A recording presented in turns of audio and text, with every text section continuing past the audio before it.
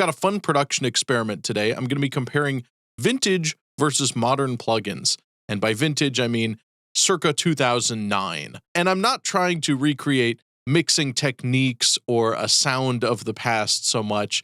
I'm not trying to change how I mix, just using older tools. And so we'll also kind of see how maybe a modern mix philosophy and modern workflow, at least my workflow and my mixing techniques, translate to some older plugins and older sounds. For my old school vintage 2009 tones, we've got the Pod X3. This was the last red bean before the black bean of the HD and eventually the modern floorboard type units. As far as I know, it's the same sounds that are in Pod Farm, but I'm using the actual hardware here because it's more fun. On bass, I'm also using the Pod X3 because it does not only guitar, but also bass tones and even vocal processing. However, for fun, I also included a reamp through the Sansamp Bass Driver. This is another classic piece of gear that might be used at the time, so we can compare the pod bass sounds to the Sansamp. For the pod tones, I've done them both with their built-in cab sims, but also with the cabs off, so that I can use not a modern, but a vintage IR, and we can see how much better they sound with an IR because the cabs are kind of a letdown in all these old Line 6 products. For the drums, I'm using Superior Drummer 2.0 with the Metal Foundry expansion. This is a pretty classic setup between the Pod and Superior Drummer 2.0. This was, you could say, the high-end setup of the time, and quite a popular one. Basically, Meshuggah's Catch 33 album was done this way. They were actually using a slightly older version of the Pod, but also Superior 2.0. The Metal Foundry expansion was engineered and recorded by Thomas Hockey and some of his friends. For the modern mix, on guitars, I've got the BDH III one-knob amp. This is the Bogren Digital 5153, and I chose this amp sim out of the many I have, specifically because it's kind of baked in, out of the box, ready to go. There's really nothing to tweak, so it's not so much my setup as, I think, an example of modern guitar tone by one of the world's best metal producers. On bass, I have the Laney Digbeth suite from Aurora DSP. That's a really good modern bass plugin and just one of the best out there currently. And on drums, I have the Hertz Drums White Pack. There are so many great drum plugins out there that I could choose from, but I use usually either Hertz Drums or Steven Slate drums. Let's check out how these sound, and then I'll show you all the details of the mix in Reaper.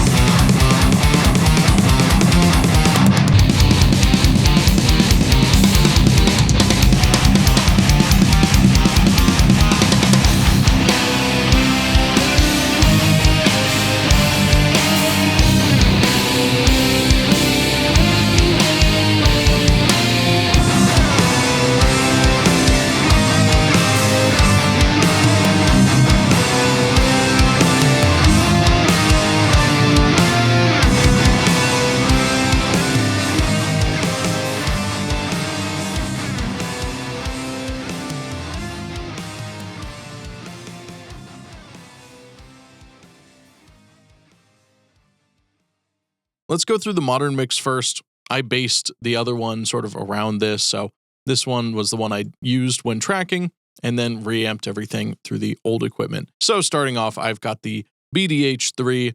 I turned up the gain a little bit. That's literally it from the bass settings. It's running in stereo in high quality mode. I chose this amp because it is just a good tone out of the box and representative of modern guitar tone. I did put a little EQ on it while I was mixing, but it's pretty subtle here.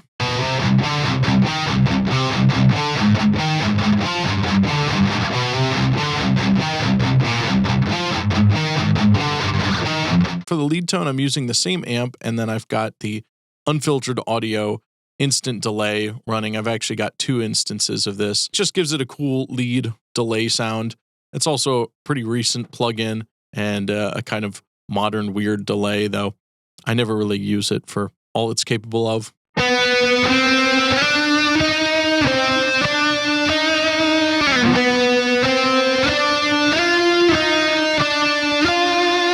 For the bass, we've got the Laney Digbeth amp from Aurora DSP. I've got some compression and distortion on the front end. The amp also got some tube drive going on. It's got some EQ shaping. I've got this 410 cab on this side. This plugin does split processing. So there's the Mammoth processing down here, and there's an 810 cab on this side. And then we've got some compression going on at the end. This is a complicated plugin. It's capable of a lot. It's really great. It can be a little daunting to just dial in a tone on this.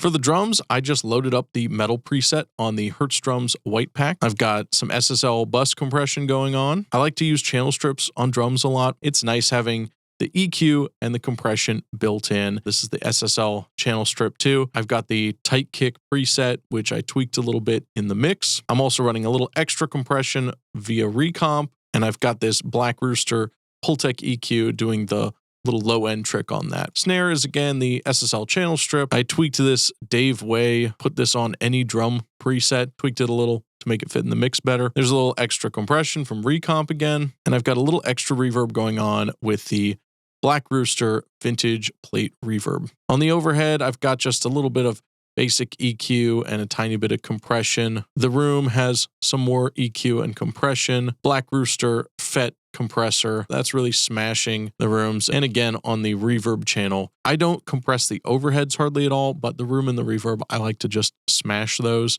kind of get them consistent, and then put them at the right point in the mix.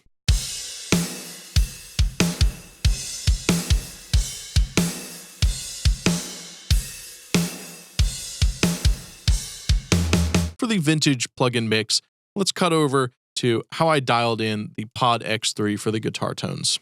Let's go ahead and take a look at this thing.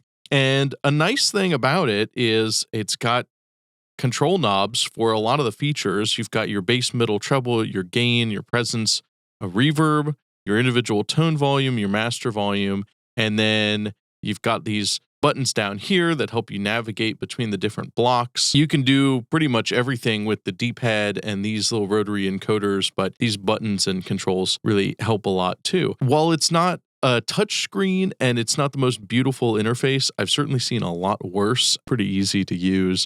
I'm sure there's plenty of modern devices that are more frustrating to dial in. It's not as easy as doing it on Pod Farm, but it's not really much more difficult too. And some people would prefer the physical layout, which I think is fun. I think sound-wise, you get pretty much the same tones as Pod Farm, but I thought it was more fun to look at the original hardware rather than just do a software comparison. So here's tone number 1. I've got a tube screamer on, of course. The amp is the big bottom.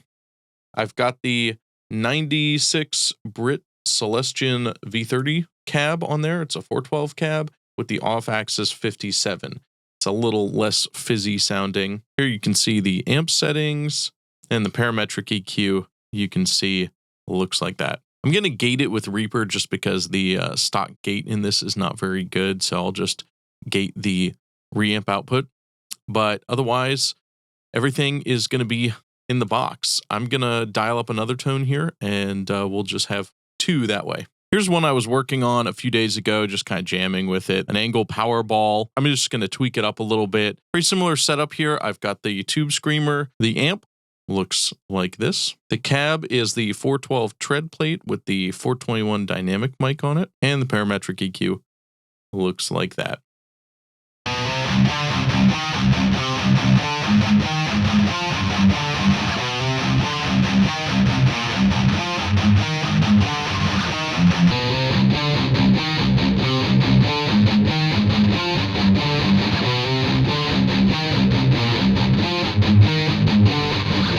So I reamped a bunch of different versions for this, which does take a while because it's all real time. I had the Powerball amp with the cab sim on, as well as with it off.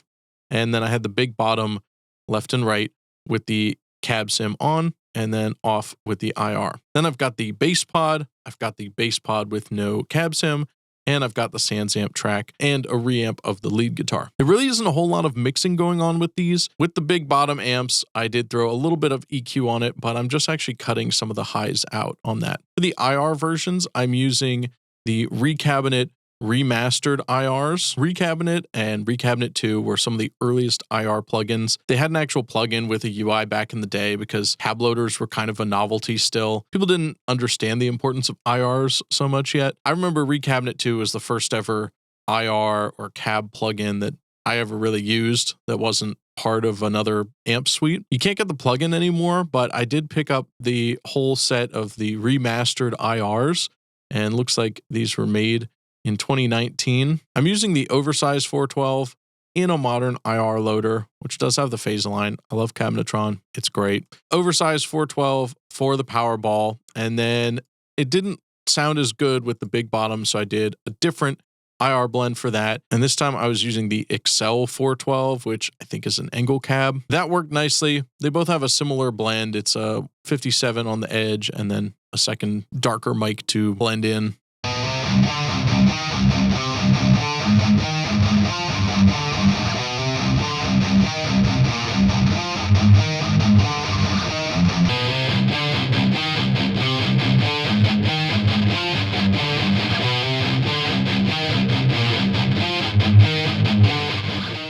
For the bass tracks, we'll go back over to the pod. So here's my bass setup, and with the X3, you can get 2 tones at once, which is really useful for bass.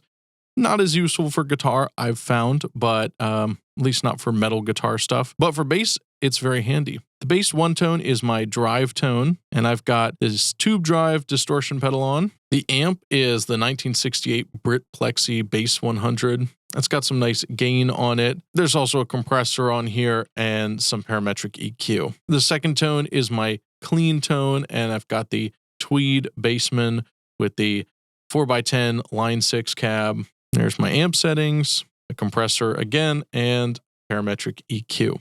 From there, you can use the tone volume to blend how much of each tone you're getting, kind of how much of the distorted tone I'm blending into the clean tone. I haven't really dialed in a bass tone on the Pod X3 before, but I was pretty impressed by it, and I thought it was really cool that you can use the dual tone mode here, and that's how I normally would set up a bass amp. You know, the modern method is kind of your clean compressed low end and your distorted guitar oriented top end. You want some grit and grind in there to help kind of bring out the string definition so your bass isn't just a flubby puddle of mud, if you will. Despite its flaws, I really do enjoy the pod stuff, and it's fun to work with, and I have a lot of respect for Line 6 and what they were putting out, especially at the time. There just really wasn't a whole lot of competition that was like this and capable of what they were doing. So there's a reason that they were so popular.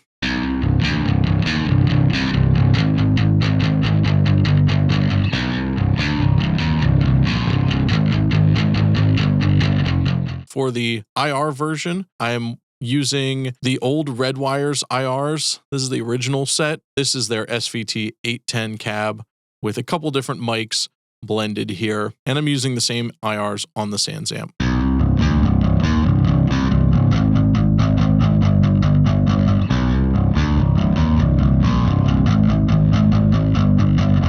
For the Sansamp, it's very simple, and the settings are as such. This is the basic bass driver. Doesn't have a mid control. I dialed this in with the bass reamp. I think it sounds pretty great. It does sound better in a lot of ways than the Pod X3, though in the mix, both work. Doesn't have quite as much gain. It can get a little nasty with too much gain on it, but I thought this sounded really nice, and with an IR, it definitely holds up. I mean, this is an analog pedal, so analog gear's not ever really going to be out of date. Still a great sounding pedal, always has been. And like I've talked about, it's got the blend knob, so you can do your clean tone and your dirty tone at the same time. It's a nice feature, especially if you want a gritty tone, but you don't want to lose all your clarity, and you want your low end to still have some good clearness. So I like this pedal. I've had this one for quite a while, and I've used it live lots. It's a classic for a good reason.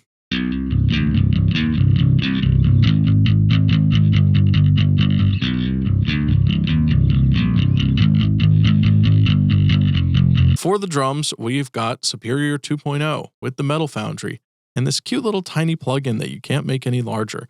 That's one of my main gripes with old plugins. The UIs don't scale for modern resolutions. Resizable plugins are still a pretty recent invention. I picked out my favorite drums and I turned the humanize all off except for random on all the drums. That seemed to give me the best reliability with velocities. For the drum mixing, I again wanted to use vintage plugins, but I couldn't find a whole lot of good channel strips from the time and don't have any of the old Waves plugins anymore. So I'm using a mixture of the stock Reaper plugins, which are quite old, and also I'm doing some mixing in PodFarm. I don't think PodFarm was really designed for drum mixing, but it kind of works. For the drum bus, I've got some bus compression thanks to Recomp. For the kick drum, instead of a channel strip, I've got this setup going on in PodFarm using the modern tube preamp, which gives me some EQing here. I've got this one compressor. I think this is the only one they have. It can get quite extreme, so I have to be careful with it. And then they've got this semi-parametric EQ going out. That's my general channel strip. And then I've got some more EQ with re-EQ, Recomp doing its thing,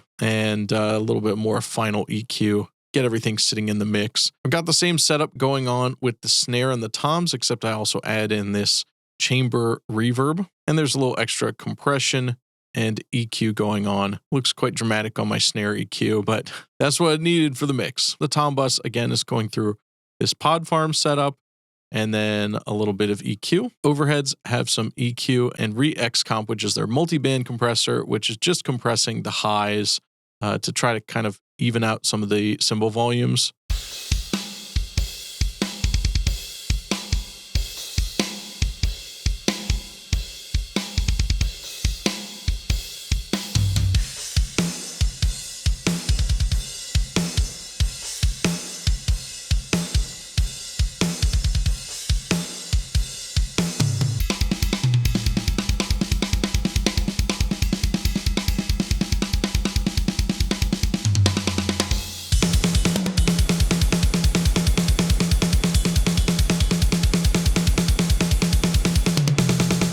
Lastly, I've got a very simple mastering chain, and both mixes are going through the same thing. I've got the SSL bus compressor at about 4 dB of gain reduction, 30 millisecond attack, auto release. And then I've got the Brainworks Master Desk. This is a simple mastering plugin. It gets good results. I wanted to keep the mastering consistent and transparent so as to not really distract, but also make it feel like a finished mix. So that's my mixing setup. I'm very consistent these days in how I mix, and I'm happy with that. I make little tweaks every so often. I certainly update things as I learn more, as I develop some new techniques. But for the most part, my mixing is pretty simple and pretty consistent. In conclusion, yes, the modern plugins definitely sound better. I think some of the biggest gains were the guitar tones. The old pod amps, while they can hold up in some regards and they're not totally terrible, aren't really great for modern metal tones. Some of the clean tones there are just fine. A lot of the effects do hold up. I'm a bit torn on whether or not I like the built-in cabs or IRs better. Of course, the IRs kind of have a more hi-fi sound, but at the same time, it exposes more flaws in the amp. So in a way, sometimes they sound better with the not so good cab simulation. It just sort of combines to create a little more cohesive, sometimes better sound, but also kind of worse in another way. But if you're going to use a pod being you're probably not doing it to achieve the world's best, most modern tone. So maybe you should embrace the weirdness of it, the old flavor of amp modeling that it delivers, and just go all the way. I thought it actually did pretty well on bass, and while I wouldn't really use it over any of my more modern plugins or hardware, the X3 in particular allows you to do 2 tones at once, which for bass is really good. So you can have a clean, more low-end focused side, as well as a more high-gain, gritty, distorted side, which is how we do a modern bass tone. Now, were people doing that with it back in 2009? Some probably were, but I think that's a little more maybe of a modern technique thing, but the hardware is totally capable of it. So whether or not people were using it that way back in the day, it is capable of doing a pretty modern bass setup. It's just, again, not the most hi-fi and most beautiful sounding bass amp, but it works and it does a pretty good job. The Sansamp, as always, is a pretty great sounding unit. There's nothing wrong with it. It's a classic for a reason. It doesn't really go above and beyond what you can do with a modern plugin, but it makes for a great sound. And if you don't want something with a whole lot of options and you want just a solid bass recording rig, it works well. I found some old forum posts where the guys from Tech 21 were saying, you're welcome to use it with an IR or not. It's not really correct either way. I recorded it direct here and tested out whether I liked it better with an IR or not, and I did prefer it with an IR. For the drums, while Superior Drummer 2 was really advanced for the time, it is showing its age. The sounds are not bad, and I feel like I could use it in a modern mix if I really wanted to, though it does take a little more tweaking to get it to where I want to. It holds up well for its age, but there's just something about it that's not as clear and modern sounding, and it's not just a matter of EQ, especially when I play it on eKit. Velocity layers are a bit off, and you can change most of the settings for that, but out of the box, it definitely doesn't hold up compared to modern plugins. With enough tweaking, with some experimentation, I can get it pretty close, but it's just not really worth it when we have so many great drum libraries that sound better, that perform better, and that are easier to use and take less fiddling around with than Superior 2.0. Of course, if money is no object, go get Superior 3.0, and you can skip the Metal Foundry expansion because there's multiple metal libraries already for that, but it is expensive. Hertz Drums is relatively affordable, considering you can buy just the individual packs, and the bass plugin is free with any of those. So in this case, I was using the white pack. Slate Drums is great. Works great with eKits. GGD has libraries. Bogren has libraries. There's so many options that there's no real point in going back to something older. I had a lot of fun doing this, and I think I was able to put together some pretty good mixes, even with old gear limiting me. A lot of that just comes down to technique and everything I've learned, certainly since I started around 2009 and really a couple years later with proper metal recording. The technology improvements have certainly been second to my own personal growth, learning mixing, learning production, listening, having better monitoring setups, better rooms to work in. There's been so much progress internally for me that the plugins was never really a hindrance. I've always had tools available to me that surpassed my skill ceiling at every point and always will, because technology keeps getting better, and it's not about the plugins so much as how you use them. While old gear is limiting, a great producer could make a better mix with subpar equipment and plugins and hardware than a poor mixer could with the world's best software. It's certainly not all about the plugins, though there is a ceiling to how good an old Red Bean can sound. I hope you've enjoyed this, maybe learned something. As always, smash like, subscribe. I'll see you in the next video.